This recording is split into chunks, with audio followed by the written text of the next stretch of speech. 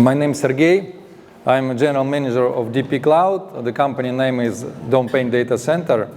It's a Cambodian company. But first I want to ask you, is anyone here from IT departments or like related to IT or cybersecurity? Have or not?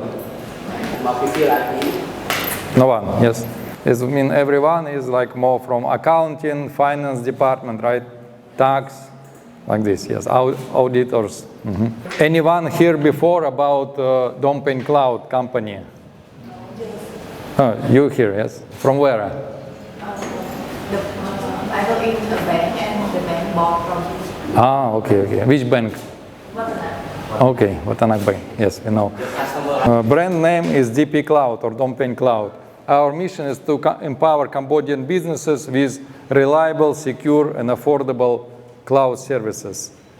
And cloud services that are at the level of international standards. And this is our history. We are quite a new company. And we are actually the first real cloud service provider in Cambodia. There are some other companies who provide some services, but we are the only one focused on cloud services specifically. And the history is year 22, it was greenfield like this, sand and field, on the way to Eon 3 along Hun Sen Boulevard. And the year 23, we did construction, and since January 24, we operating our data center facilities and cloud services. Yes, our achievement since we launched our operation in January 24, for 2 years, we don't have any downtimes, any outages. It means all our customers who using our cloud services, they also don't have any issues. And another our achievement, just December, 1 month ago, we got recognized by Cambodian government. MPTC awarded us with the best private IT sector enterprise of the year at the Cambodian Digital Award 25.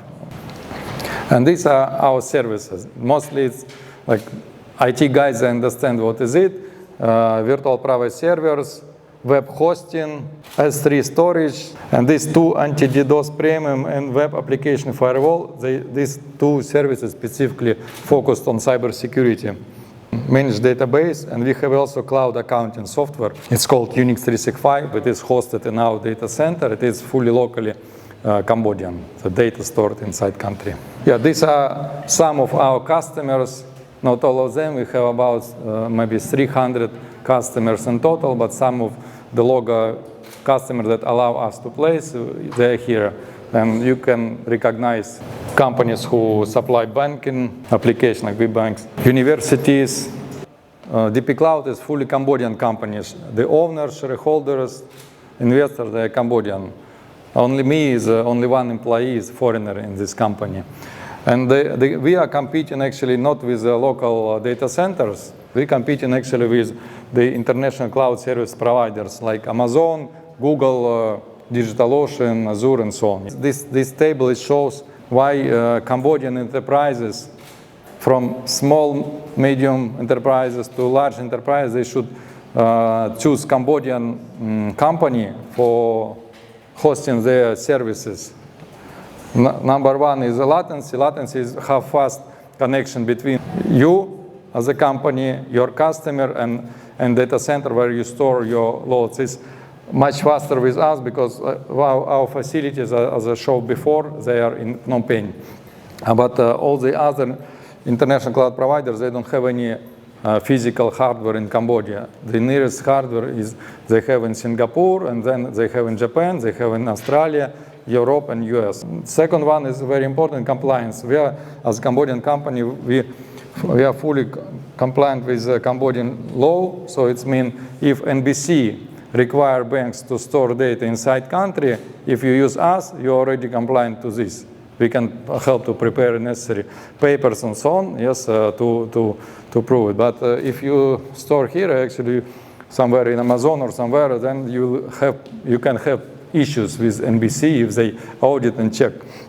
Then data residency, same issue, yes. Prices lower, and we pay Cambodian tax. Tax is offsettable, yes, VAT. But if you use foreign cloud, then you have to pay withholding tax, which is your cost. Support our support is Khmer speaking, they speak Khmer, English. Finally, but very important, we as a Cambodian company, we contribute to Cambodian digital economy and in general Cambodian economy, because we are paying salary in Cambodia, tax in Cambodia, and we reinvest also our profit in Cambodia as well. Short brief about data center. And now let's move to main subject.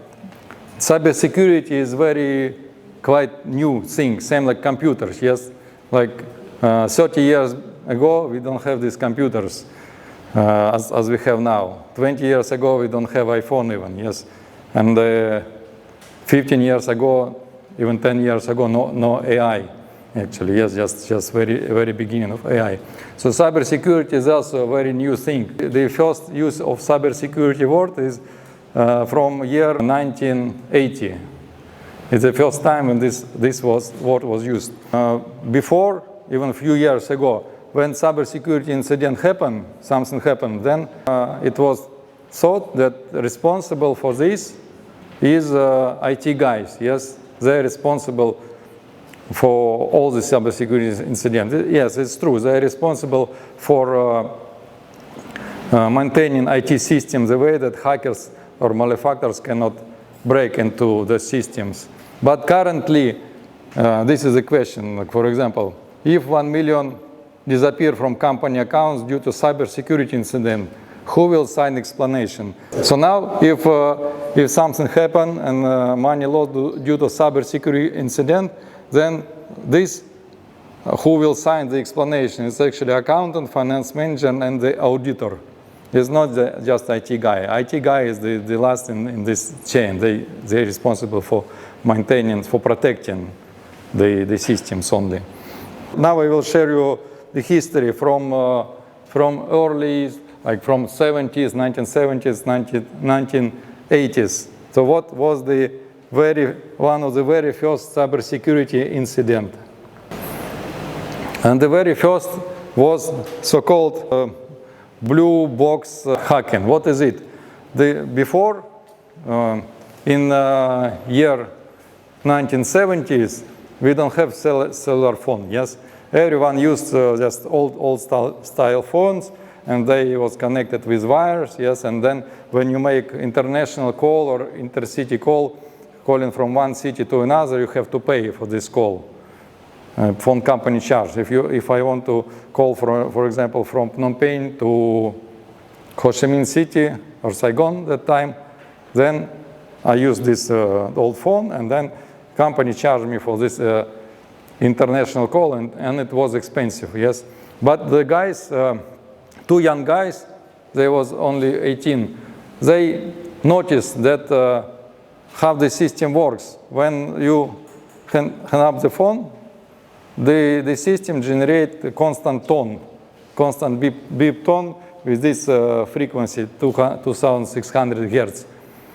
And phone company understands that line is free. When you pick up the phone like this, then this tone stopped, and then the phone companies, they understand, okay, now line busy, and then start counting when you're calling somewhere, yes? So they invented this thing, this quite cheap device, like this, and that device was sending the constant tone in the phone network. I can show you like this, yes. It was sending this tone, and then these guys, young guys, they can call any city, any country for free, yes. So this was the very first cybersecurity, let's say, crime, because they used this vulnerability in the phone system, and this allows them to call internationally for free. We should learn something, yes, from the other people's experience and the old times experience, not only our own mistakes. So from this case, we can learn what? That every new technology, at that time this international calls was new technology. Every new technology can have some things that can be exploited by malefactors, by hackers or malefactors or scammers, yes. So whatever technology coming nowadays, today it is AI.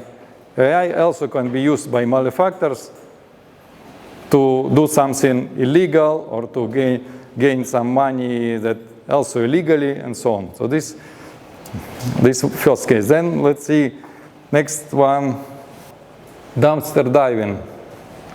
What is it? The dumpster diving is something like this. They're checking at that times all the manuals for computers, all the documents they was in printed form, not in Word documents even, because it's 1970s years, it's old years, yeah. So it was not in electronic format, everything on paper, yes. And then when company or bank have some confidential information, documents, but they don't need these documents, sometimes they just throw away it, not dispose, yes, those papers. And then also it was two young guys, they realized that this can be used. They just dig in the trash from companies, and then they find some interesting things that they can use to go into the systems. This case was in year 1970. High school students, Jerry, used discharge documents from Pacific Telephone Company dumpster to learn the company internal equipment ordering codes. By posing as an employee of this company, he ordered over $1 million worth of equipment to be delivered to his remote location.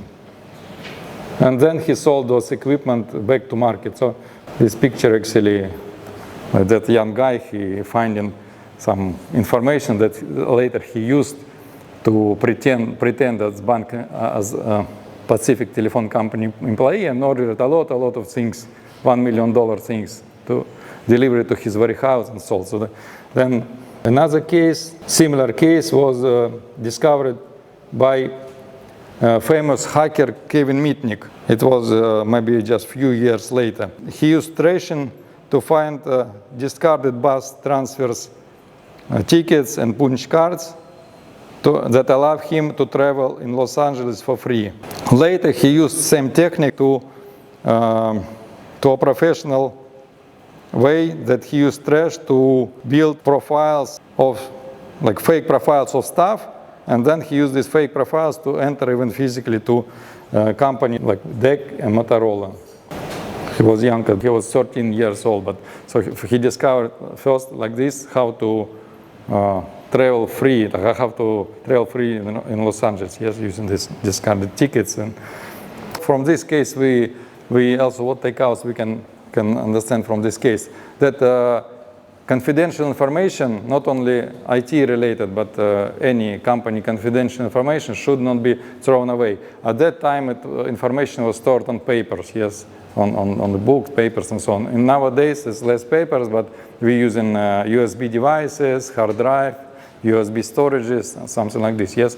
So even with this, it's mean if you have old notebook in the company should not be thrown away just as trash, because some manufacturers, they can actually take only memory from this notebook and restore, let's say, all the, I don't know, accounting books you have stored or password on the drive of this notebook, yes. So now, at that time, they throw away paper documents, not take care. Now we know that we have the special devices to discard the papers, yes. Now we should not throw away also electronic things without terminating completely. One more is ransomware. Maybe you hear about the ransomware. It's software that can encrypt data on your computer, and then you see only one message: send money to this account, or send Bitcoin to this wallet, and then we will send you key how to recover the data. This is actually one of the most dangerous nowadays viruses or vector of attacks. When you get virus, and then virus encrypt all your data. Actually, not only all your data on notebook, but all data in the company, on servers, on all computers of staff, in the whole network. Very first ransomware case happened in year 1989. It was, let's say, invented by one scientist. he was angry at scientific community. He was famous scientist, yes, it was biologist or something like this, but he had some arguments with the other scientific community, and then he sent email with virus to all the other scientists who attended conference for AIDS conference. Everyone got this virus. At that time, it was not email. At that time, everyone used floppy disk, like this one. Maybe you remember from old ages, disk like this, yes. So he sent physically this floppy disk to everyone, and he wrote something interesting on the disk, like this is materials for conference, for scientific conference. So the other scientists, they don't think nothing bad. They just inserted this disk, trying to read, and instead of interesting materials, they got virus, and that virus encrypted the data on their computer, and it showed only one message, something like this. Only one message that saying you need to send $189 with a check or cash to certain PO box. So it's like anonymous. He collected this physically, even not with bank transfer. So this is the first case of ransom attack. But nowadays it is involved into fully automated. Have viruses that you can get from email, or you can get in Telegram. You get strange messages in Telegram. Then you click. It's in fact, I have Telegram on my computer. So if I open this thing on my computer from Telegram, it will actually encrypt my drive. I will not see even how it's doing. In background, it will encrypt, and then back only one message seen that I need to send Bitcoin to certain crypto wallet to get the unblock password, decrypt password. What takeout we can also think from this case? Okay, takeout from this case of ransomware, the very first, that we should check what we opening, which files we opening, and especially if this email message or file or something came from unknown source. You don't know exactly from whom it is, yes? They say, no, here is interesting video, but you don't know who sent it. Oh, here is something like, I don't know, whatever. So you should not click and open because it's dangerous. Basic vectors of attack, they appear from 70s, from 80s, from 90s, from year 2000, yes? And now they're just involved in more modern way, same like ransomware. Before, the guy used a floppy drive, but now we not use floppy drive. We have all these emails, online messengers, WhatsApp, Telegram, yes? But the idea is the same. So by looking back on the very first cases and knowing about this, we also can think now how careful we should be to not become a victim of those hackers. And one more thing, maybe as accountant interesting for you, is called salami slicing. You know this salami, the sausage, yes? And then we slice it very thin pieces to eat, yes? So this method is called salami slicing. It's also from 1980s year, when the very first core banking system already in place in banks, and when SWIFT transfers is there and something. So in the beginning of electronic banking systems, yes. So how this salami slicing thing works? It is actually internal fraud. It's like hackers, but it is considered as internal fraud. In banking system, especially in the early ones, the money was the precision of money which is stored in the system inside was not only, for example, dollars and cents like this. No, it used to store many digits after decimal point. Yes, can be 10 on bank account in the system inside can be $10 and then 1, 2, 3, 4, 5 cents. So like fraction of cent. Yes. So how one guy of billing department who actually worked with system, he decided, okay, let me cut like this here. Yes, for customer know his balance $10, 12 cents, but actually in the system it is more, little bit more. So the guy inside, working in bank inside, in IT department, he decided, okay, let me update in banking system, set this to 0, customer not see any difference, right? And let me send this sort of 1 cent, very small amount to my own account. Not send, just update in the system, yes? It's very small amount. Then after he did this, he got on his account in the banking system less than 1 cent, 0.3 of cent. And the real customer, he also didn't notice nothing, because for customer it's 10.12, 10.10 before and after. Later this was discovered, yes, that banking system have this vulnerability, and then in banking system, core banking system, this issue was fixed. Nowadays, I believe this kind of salami slicing scam impossible, because system is already for many years, a lot of, like for last 20 years, they already have fixed this issue, and cannot just update in database. We're moving more to 90s. In this year 90s already SWIFT system was built, yes? The SWIFT system that used to transfer fund from one institution to another, from one bank to another bank, yes? SWIFT network. And then also, as I said in very beginning, with the very first example I give you with this phone company, yes? Same here, SWIFT was already built, but new technology also have new vulnerabilities, and it takes time to discover and close. At that time, actually he was Russian, Vladimir Levin, he discovered a vulnerability in SWIFT transfers. He made the first so-called man-in-the-middle attack. What is man-in-the-middle? Have one bank, have another bank, both of them have SWIFT system, they connected to SWIFT, but the data line between banks was not protected properly. At that time, it was not at all protected. So he managed somehow to listen what's happening on this data line between two banks. And then he discovered the protocols which they used. It was, at that time, was not so difficult. And then he did this attack man in the middle. When bank A sending money to bank B through SWIFT system, he listened that he see that bank A registering SWIFT messages.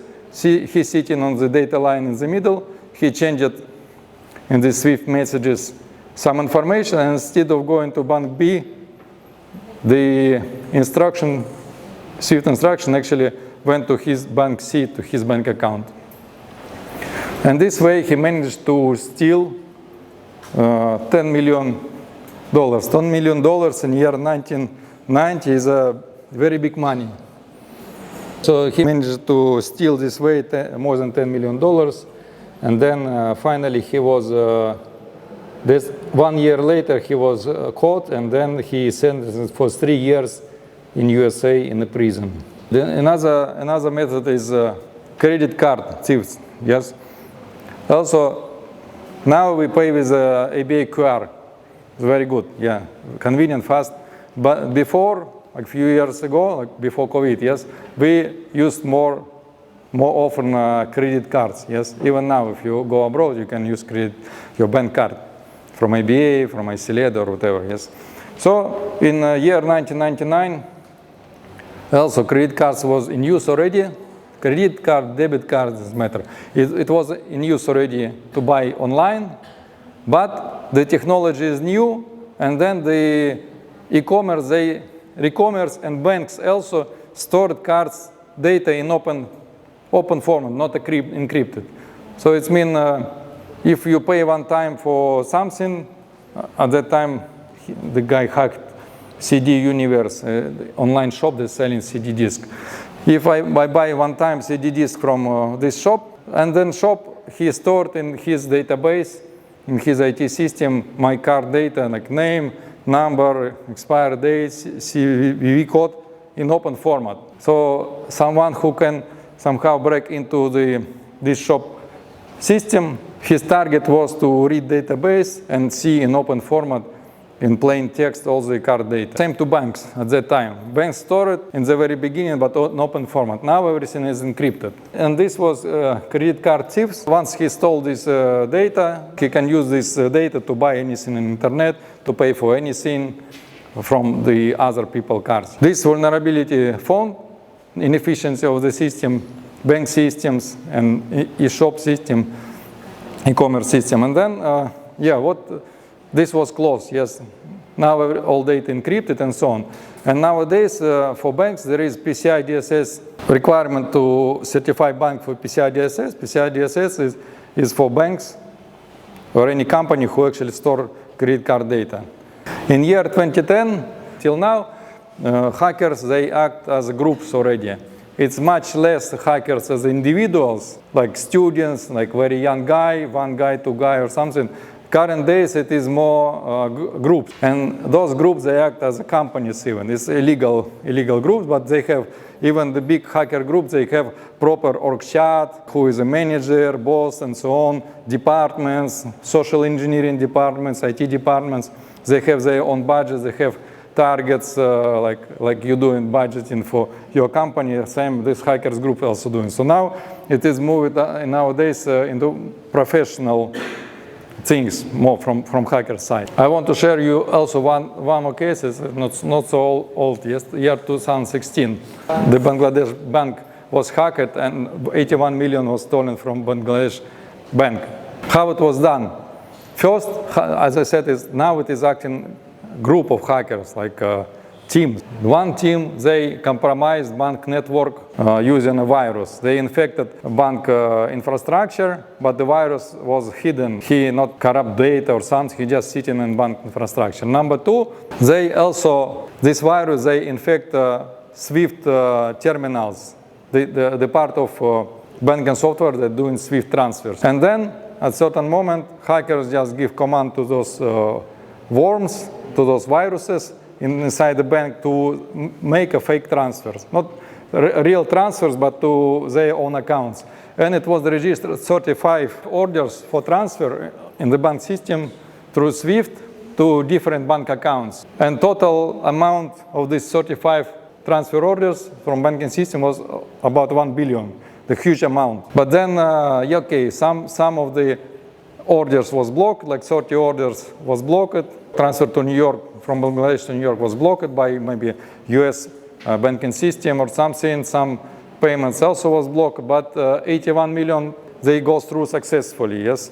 And actually, they finally arrived to this malefactor, the hackers' accounts. This is one of the largest bank SWIFT hack that happened in the past 10 years. Now coming to our current years. Now AI very popular. We are using AI to improve our productivity, to make work faster, better, spend less time. But the hackers, they also use AI. They also thinking how they can use this AI to steal money or do some bad things. And that is one of the very recent case in year 2024. 25 million was stolen from a company using AI.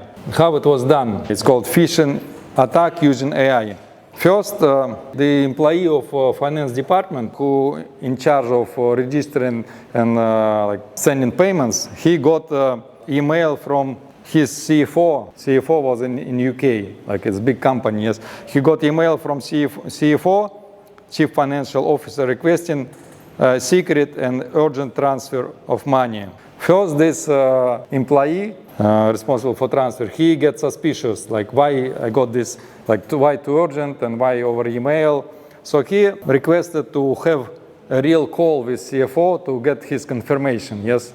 This was the correct move, yes. No, you get email, but this is big money, and then why so urgent? And he got this call with CFO on Zoom, video conference. And on the call, employee, he saw head of CFO and several other recognizable colleagues under CFO. And they was talking to him, and CFO confirmed, yes, I need this payment, it is very urgent, need to do right now. How they do? The scammers, hackers, they trained AI. Deepfake, face swap, they trained AI and then this AI actually was talking to the employee. As a result, finance department staff, he was convinced with this live verification, and he authorized 15 transfers totaling $25.6 million. You know, Zoom calls. When you see already your CFO and he's telling you, yeah, this is urgent and so on. So he was convinced everything fine, and he did this. One more case, also recent case from year 2024. This happened with Ferrari company. With Ferrari, also scammers attempted to steal money in the same way with using deepfake. So for this one case, how it happened? Senior executive of Ferrari received a WhatsApp call from someone who sounds exactly like his CEO. This one is CEO of Ferrari, is currently even. So the senior executive, then CEO said he need a very urgent payment and confidential because this payment involving China-related currency hedge, and he need to, this CEO make this payment right now and so on. But CFO was trained enough already. He had the training for AI. The CFO asked then this question: what was the title of the book you just recommend to me? And then AI don't know about this, yes? AI can face swap, can change voice, but if AI don't know this information, it don't know. So after he asked this, like, what book you recommend me to read recently, then AI don't know, and then hand up. So this is how he protect the company from losing a lot of money. I want to share my also personal experience.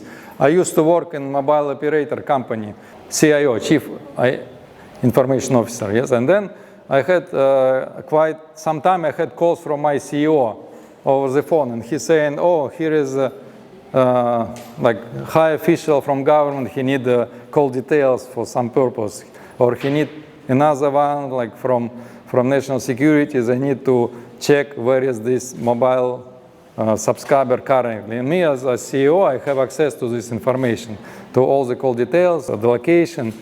But in all these cases, I always request him to do in writing. Yes, even he is CEO, my boss, but I always ask him, please, can you please send me email in writing what you need. So it was before AI era, it was like 20 years ago. But at that time, I want to have confirmation, yes, not rely only on the call. Even if he's saying, oh, here is a Ministry of Interior, he personally requested something.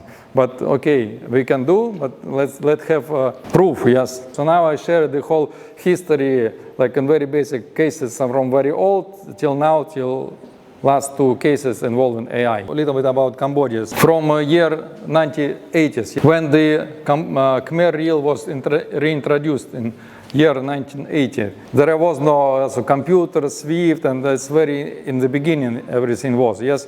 But at that time was cases here I know in Cambodia when internal fraud, when staff of IT of bank, they used this salami slicing. They updated data in the ledger, in the banking system.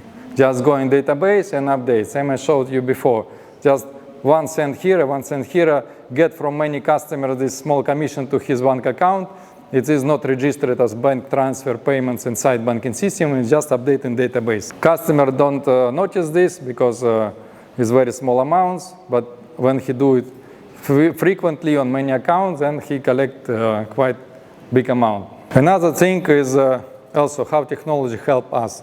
And hopefully AI will help us more. In those also 1980s in Cambodia, there was the internet system here was very weak, yes, in the very beginning. It was difficult to know current exchange rate, the hard currency exchange rate from Khmer Reel to Thai Baht and Khmer Reel and gold price. So all these exchange rates, you cannot just go to internet on your smartphone and see what is current one. So at that time was frequent arbitrage, so-called, when the official rate already changed, but street rate is still old one, not updated. And we don't know what is official rate because we need go to bank branch or somehow, yes, that time. So when here difference in official rate and street rate, then some people earn on this. They can arbitrate, they can buy here, sell official, buy official, sell on the street and so on. And when turning this many times, then gain good money. Another case was also same cases in 1990s with SWIFT transfers also. When early international transfers relied on telex or primitive SWIFT terminals. Attackers used it. Attacks used pretexting, like pretending they are bank officials and getting authorization to override urgent UN-related, United Nations-related payments. So it has happened in Cambodia in the 90s when some bank transfers was redirected to other malefactor accounts just by pretending they are officials of UN or official bank.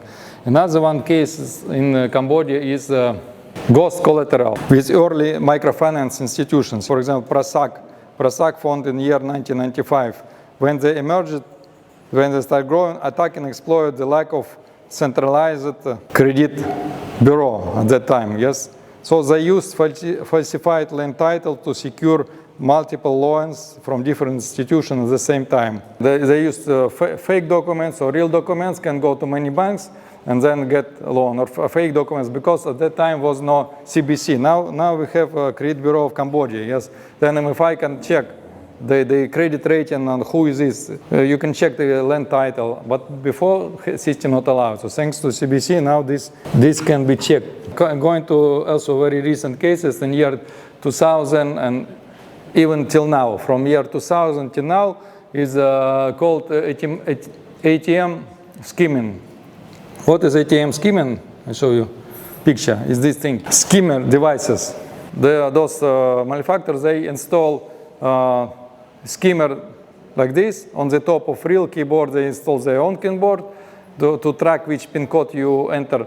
They also can install card skimmer like this. Card will go through to terminal, but this card skimmer will read all the data from magnet line on the card. Yes, and also they can sometimes they install some small cameras to capture also which pin code you enter. So this scam like stealing was popular in years 2000 and even up to recent years. But thanks now again, technology help us with this, because now we more use QR payments. We're not anymore keying pin code and entering inserting card. Yes, we just scan. So this now those bad guys who use this technology, they cannot earn anymore, which is good. I'm not talking today very much about AI, just we're talking about cybersecurity. Because why I'm talking about this? Because when you know the previous examples, even from old ages, you can understand that how many possible attack vectors is there available. Yes. Another one I want to share, it happened in Cambodia. So before used scratch cards from mobile operators, smartphone cell card. We use this scratch card to top up phone. Yeah, now we can do it with ABA or Seleda, with any bank, yes, online. But before, even a few years ago, this was very popular. And another example of internal fraud. It's happened here in one of mobile operators. One employee of billing department, he just entered in the billing system fake card numbers. So card doesn't exist, but he entered like the number, activation code, $1, the number, activation code, $1. He entered many like this. And then he used for his own. He knows this code, he can enter this like key in from phone, activate this card, but card not exists, it just exists in database. You understand, yeah? The codes, they stored in database, in the billing system database, right? So the IT guy, billing department engineer, he have access to this database because he operate this, he doing maintenance, troubleshooting. And if his brain have bad intention, he can just enter few fake scratch cards. They don't exist in real life like this. Just he entered here as number, like 1, 2, 3, 4, 5, $25. Okay, then he go to his phone and you start, blah, blah, blah, this code number, hash, $25 on his account. Billing system sees, okay, there is this number of activation is related to $25. Okay, top up. So this kind of internal fraud, and for this, protect from this fraud, we can only do audit time to time, yes, to reconcile, like how many, for example, scratch card we got from supplier, the company who produced for us, how many in database, how many activated. So we can do this kind of audit, and then we can find out that, okay, why more scratch card, or why activated more amount than we ordered to print. Another case happened in year 23 in Cambodia with a trading company. It was a case of ransomware. Before, I told you from old years, yes, ransomware, when it was sent on floppy disk, yes, to scientists, they enter it and the computers was encrypted. Same happened here, but now it's already next level, it's up to date. This ransomware was got as a virus infected computer of one of employees. Then employees connected his computer to company network. Virus infected all computers, all servers in the company. And when he completed disinfecting, at that moment he triggered to encryption. And then over one night, all the data was encrypted. The ERP system, accounting system was encrypted. Personal data on computers was encrypted. And then only message like pay this send bitcoins to this wallet because cannot track, and then we will send you key to decrypt. This happened like 2 years ago. Then company, thanks that company had backups. Yes, company restored their ERP and accounting system from backups they had. It's important to have backups. Okay, ABA QR payment. Now we use QR payment. I use from ABA. I don't know, you may use from other bank, but what I want to share, like, actually, I don't know have this case or not, but I think maybe yes. Before, when you did payment already, it showed the successful payment screen. Yes, paid $2 to this coffee shop. And then you show the screen to coffee counter, yes? So before it was a flat screen, and then bad guys, even young developers, they can develop a simple app that mimics. Okay, you want to go to coffee shop, buy coffee, he just prepare the fake picture, even on the screen picture, yes. Fake picture with amount and coffee shop name is any QR code, and then he can pretend and then just show picture, oh, I paid already. Then ABA, in the next release about 1 year ago, they did this, like running stripe, like stripe. When on payment screen, if you see there is like a shadow coming all the time.